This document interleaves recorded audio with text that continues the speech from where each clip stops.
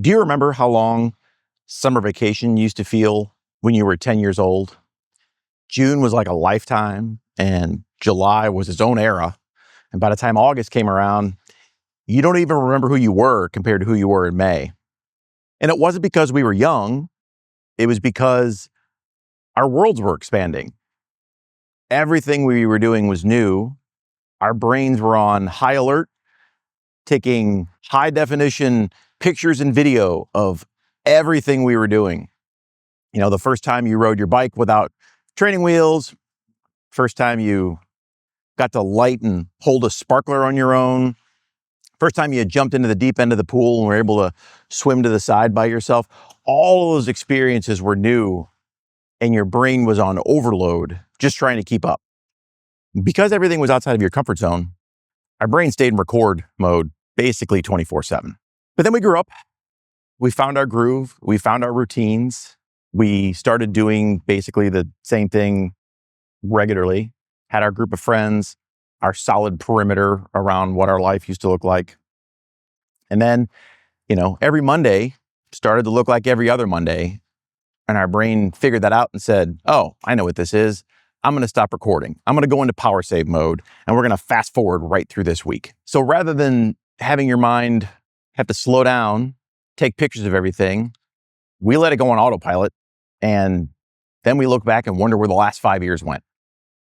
And that's what happens when we do the same thing over and over and over, which is okay when we're going through that part of our life. You have to get into routine. You have to have things that are comforting, things that allow you to get through your day, to get through your work day, to finish all your chores, everything you have to do. But at some point, we need to challenge our brains again. In retirement, our biggest challenge isn't going to be whether we're going to run out of money. It's whether we're going to be out of memories.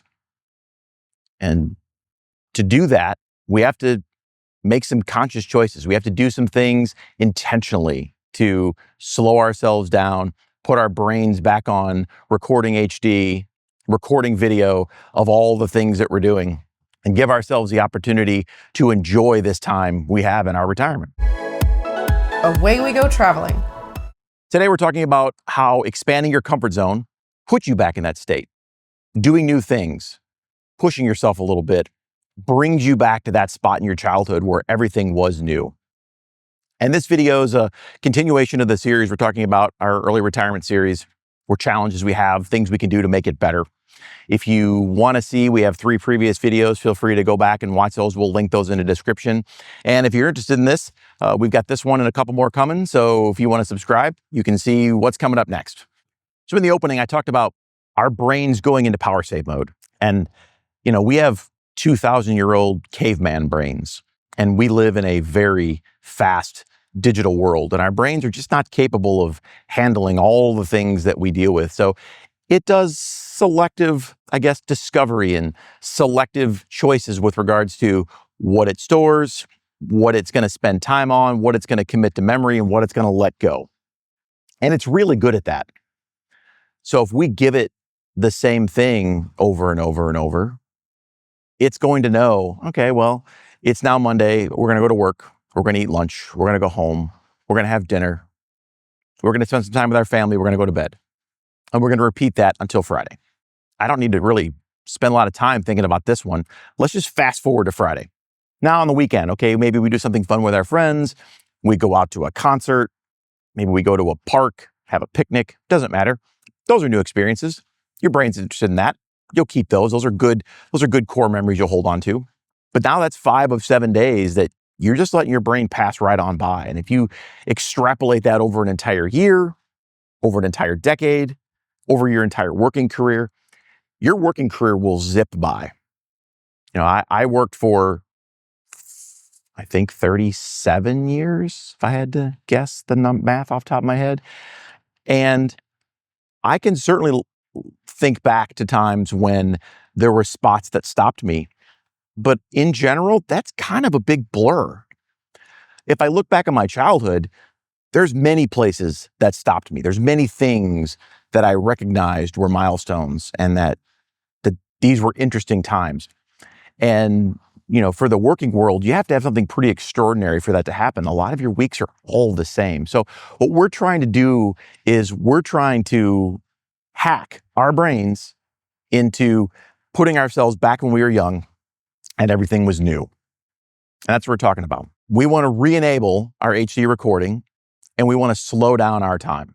If we take a look at new experiences and we take those experiences and we step just outside of our comfort zone. In the previous video, I talked about when you step outside your comfort zone, your internal rubber band expands just a little bit.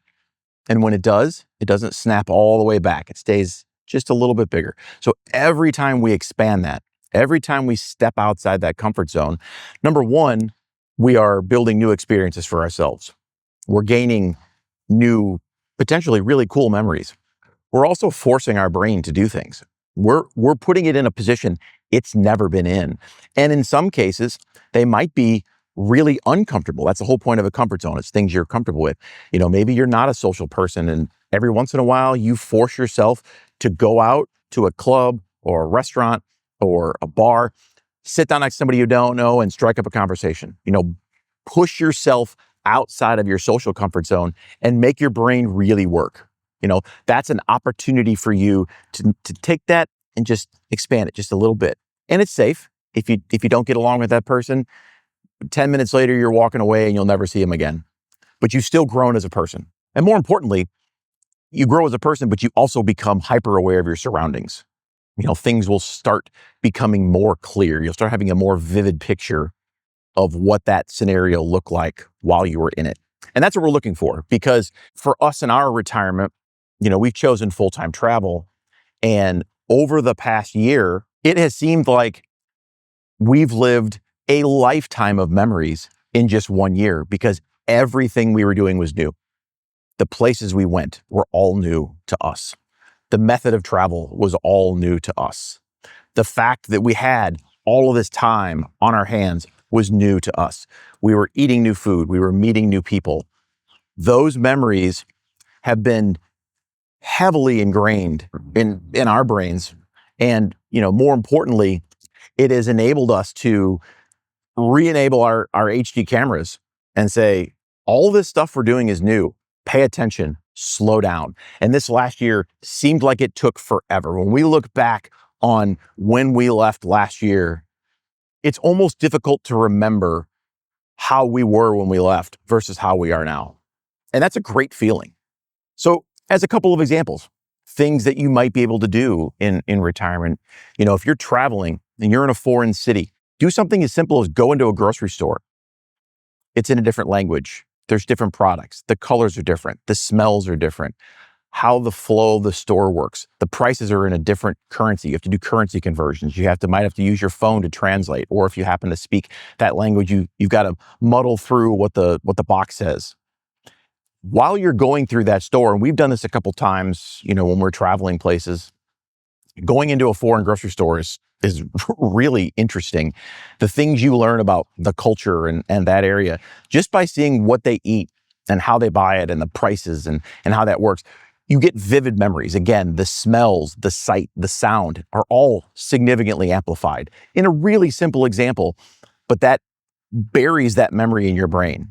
I can't remember the last time I went to the grocery store here. I don't honestly remember what it felt like or the people that were in it or really even what I bought. But I certainly remember the last time we did it in Mexico because it was a very unique experience. That's the type of thing we're looking for. Another one, simple. And if you don't want to travel overseas, if you're in the US, go to a new city, put your phone away.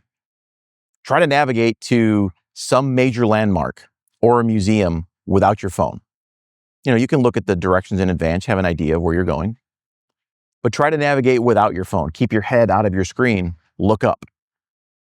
Check out the buildings, check out the people, see how the flow is going.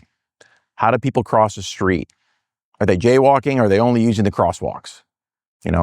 Are the buildings really tall or is everything short?